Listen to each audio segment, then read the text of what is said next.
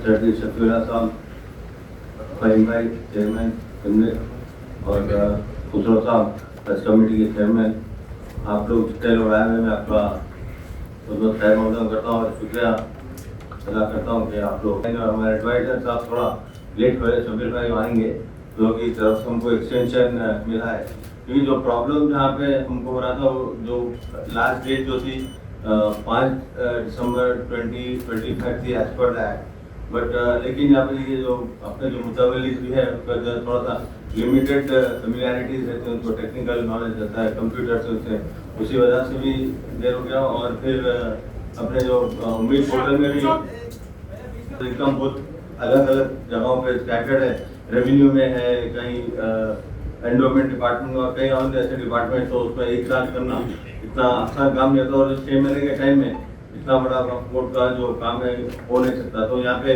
मैं हमारे honourable CM साहब रेवंत रेड्डी साहब का भी बहुत बहुत शुक्रिया अदा करूँगा क्योंकि उन्होंने पीएम को भी लेटर लिखा था, फिर मिनिस्ट्री को भी लेटर लिखा था, बट लेकिन वहाँ पे उसके ऊपर कोई ज़्यादा वो लोग वो आंसर जवाब नहीं दिए, बट लेकिन हमने हमारी तरफ से, मैंने भी लिखा और हमारी तरफ से पूरी कोशिश हुई कि उम्मीद पोर्टल तो जल्द से जल्द हम उसको कंप्लीट करें। और ये भी है कि एक्सटेंशन तो हमको वहाँ पे मिला नहीं था, बट सुप्रीम कोर्ट ने जब सुप्रीम कोर्ट में अप्रोच हुए तो सुप्रीम कोर्ट ने भी कहा कि हम तो कोई उन्होंने परमिशन ग्रांट नहीं किया, बट लेकिन कहा है कि आप जो भी अपील है आपके वक्फ ट्रिब्यूनल पे आप कर सकते। तो हम वक्फ ट्रिब्यूनल में गए और वहाँ पे हमको 3 महीने का एक्सटेंशन मिला और वक्फ ट्रिब्यूनल ने भी ये भी कहा है कि ये पोर्टल को खुलना चाहिए इमीडिएटली और हम उसी वजह से हम करें। ये थोड़ा सा मुझे बताना था और यहाँ पे इसी वजह से थोड़ा लेट डिले हुआ, और लेकिन जो टाइम जो दिया गया है जो अभी जो सेंट्रल गवर्नमेंट की तरफ से वो बहुत कम टाइम है, 6 महीने में 5 महीने में, जब जून में मेरे ख्याल में वो स्टार्ट हुआ था, बट जून के बाद 6 महीने 5 महीने में कहीं पे भी करना और कहीं पर, लेकिन हमने पूरी कोशिश की जहाँ तक कि मैं देखिए आपको वो भी बताऊँगा। यहाँ पे टोटल जो प्रॉपर्टीज है 63,180 है और उसमें से 46,480 हो चुके हैं और बैलेंस 16,700 है। इसी वजह से जब पोर्टल बंद हो गया तो हमारा बैलेंस आ गया था यहाँ पे और 70% हम ऑलरेडी काम कंप्लीट हो चुके हैं क्योंकि ये कई प्रोसेस से जाता है, मेकर होता है, फिर चेकर होता है, फिर अप्रूवल होता है, तो 3 प्रोसेस से जाता है, तो यहाँ पे टाइम लगता है।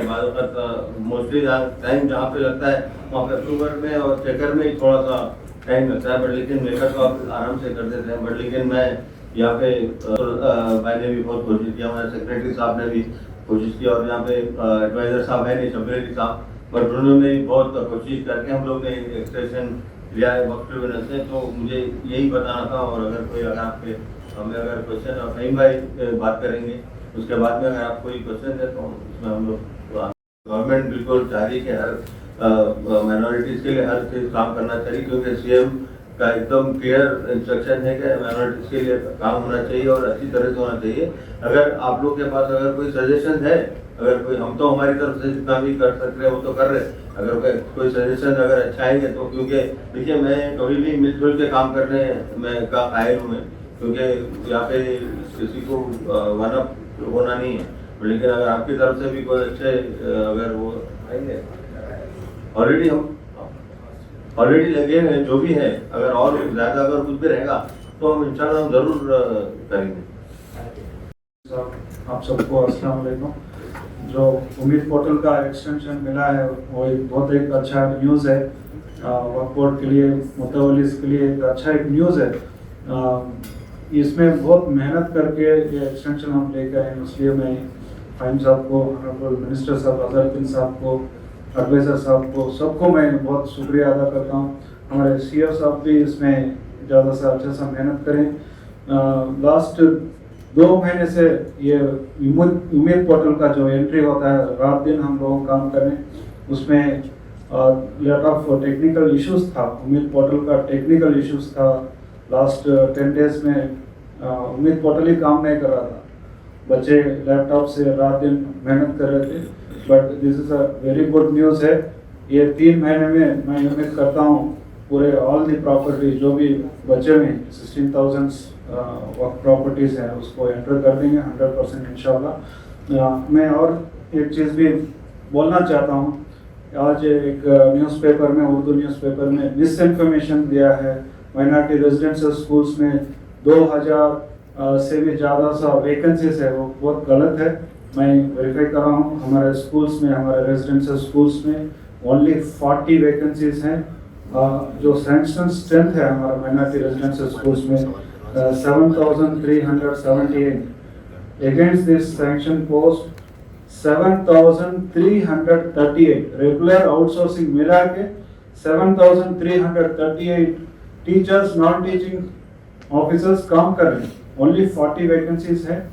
अगर उसको मिस इन्फॉर्मेशन करके कुछ नेगेटिव न्यूज़ फैलाना बहुत गलत है।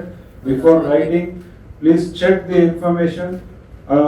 इससे क्या होता है ना, पेरेंट्स को हम लोग है ना, we are discouraging the parents, we are struggling with the admissions and all. ये नेगेटिव न्यूज़ से क्या होता है ना, पेरेंट्स भी थोड़ा सा ये हो जाते हैं, एडमिशंस में कमी आता है।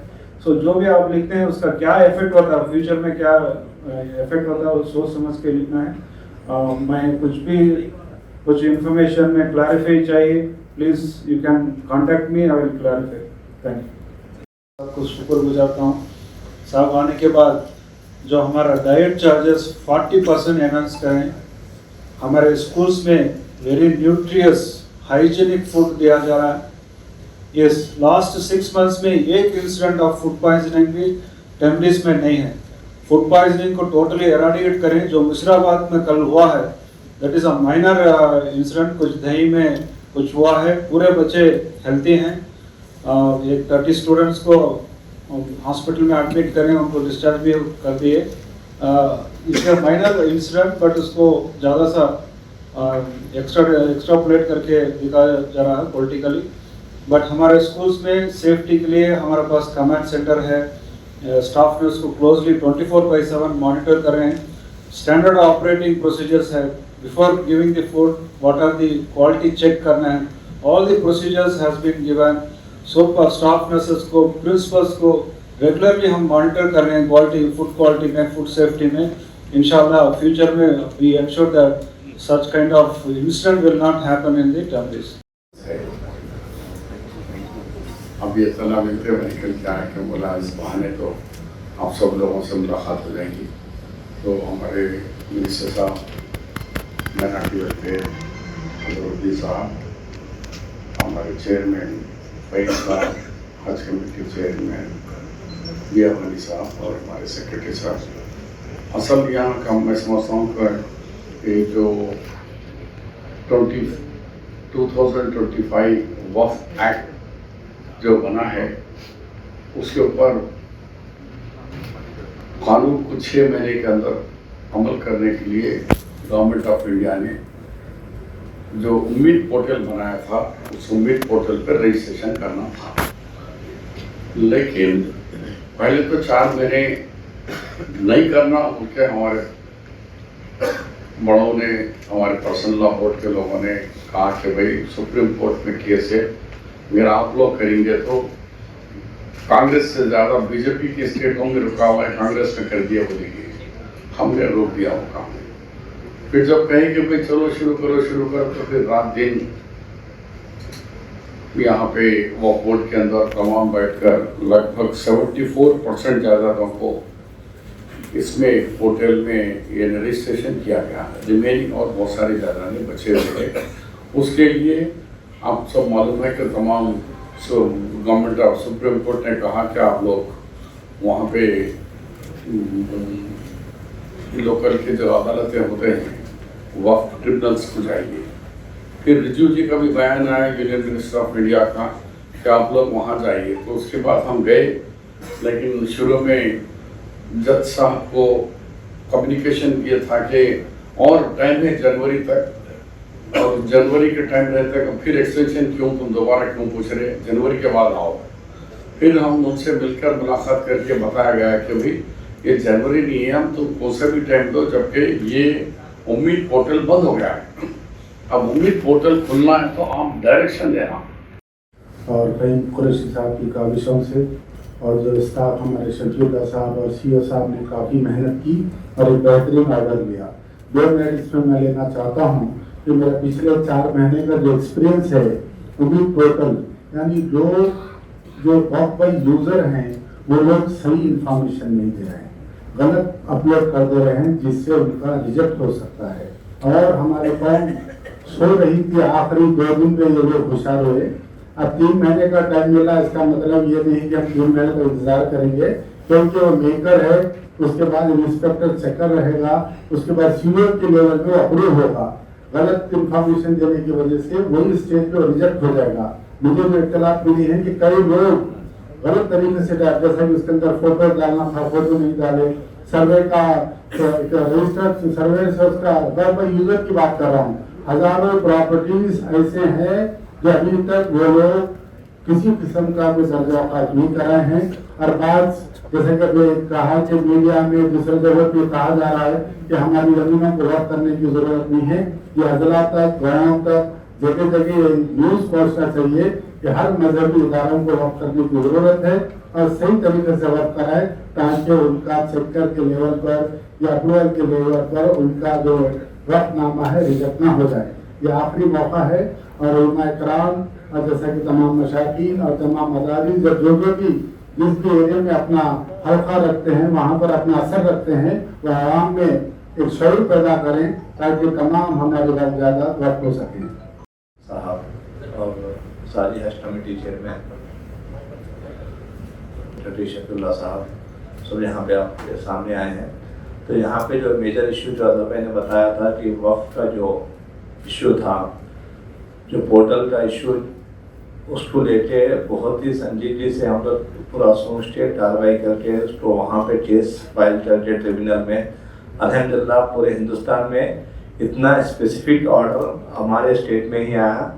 नाबर के उसको 3 मंथ्स स्टे दिए और साथ ही साथ इमीडिएटली रिज्यूम करने के लिए भी डायरेक्शन दिए और इंशाल्लाह बहुत जल्द इस पर रिज्यूम हो जाएगा। और मेरी अदबन गुजारिश है कि मशाकिनों से और जिम्मेदारों से, मस्जिदों के सदरों से सबसे कि इस पर ज़्यादा अवेयरनेस करवाइए, ज़्यादा से ज़्यादा पब्लिक में ले जाइए और जितना जल्द हो सके उतना जल्द 3 महीने में जितने भी अपनी वक्ती जायदादें हैं इस उम्मीद पोर्टल के ज़रिए उसमें इनरोल करवा लीजिए, ये मेरी गुजारिश है। और एक बात मैं बताना चाहता हूँ कि कुछ न्यूज़पेपर जो उर्दू है, इंग्लिश है, कुछ गुमराह कर रहे हैं यहाँ के मुसलमानों को। मैं उनको ताकीद करना चाहता हूँ कि उस चीज़ से बात आ जाइए, वरना उस पर सख्त कार्रवाई की जाएगी। मिस इन्फॉर्मेशन, मिस पब्लिक को मिसगाइड करना बहुत बड़ा जुल्म, इसमें बहुत बड़ा जिम्मेदारी से बोल रहा हूँ, बहुत सीरियस एक्शन लिया जाएगा अगर इस चीज़ों से आप लोग बात नहीं आया तो। ये मैं खुसूसी वो उर्दू पेपर को बोलना चाह रहा हूँ जो मिस इन्फॉर्मेशन दे रहे हैं पब्लिक के डोमेन पर। शुक्रिया बहुत।